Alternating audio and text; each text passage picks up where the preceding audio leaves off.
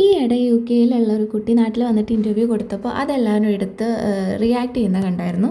അപ്പം ഞാനോർത്തു എൻ്റെ അനുഭവം കൂടെ പറയാമെന്ന്. ഞാൻ ഇറ്റലിയിൽ വന്നിട്ട് 7 മാസം ആവാറായിട്ടുണ്ട് കേട്ടോ.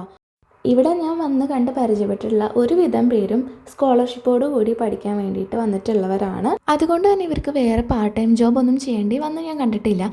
ഇവിടെ എനിക്ക് പരിചയമുള്ള മിക്കവരും വർക്ക് ചെയ്യുന്നത് KFC, മക്ഡൊണാൾഡ്സ്, അതേപോലെ ബേബി സിറ്റർ ജോബ്സ് ഇതിലൊക്കെയാണ്. ഇതാണ് ഇവിടെ പാർട്ട് ടൈം ജോബായിട്ട് മിക്കവർക്കും കിട്ടുക. അതിന് കാരണം എന്താണെന്ന് വെച്ച് കഴിഞ്ഞാൽ ബാക്കി എല്ലാ ജോലിക്കും നല്ലപോലെ ലാംഗ്വേജ് വേണം.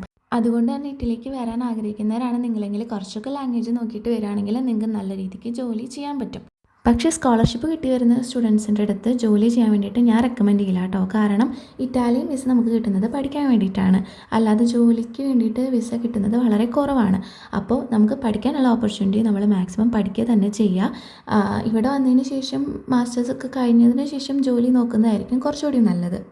കാരണം ഇവിടെ പഠിത്തത്തിന് ഭയങ്കര ഇമ്പോർട്ടൻസ് കൊടുക്കുന്നതുകൊണ്ടാണ് ഗവൺമെൻറ് ഈ ഒരു സ്കോളർഷിപ്പും ആനുകൂല്യങ്ങളൊക്കെ കൊടുക്കുന്നത്. അപ്പോൾ മാക്സിമം എഫേർട്ട് എടുത്ത് പഠിച്ച് പാസ്സാവുക, നല്ല ജോലി മേടിക്കുക. അപ്പോൾ അത്രയേ ഉള്ളൂ കേട്ടോ.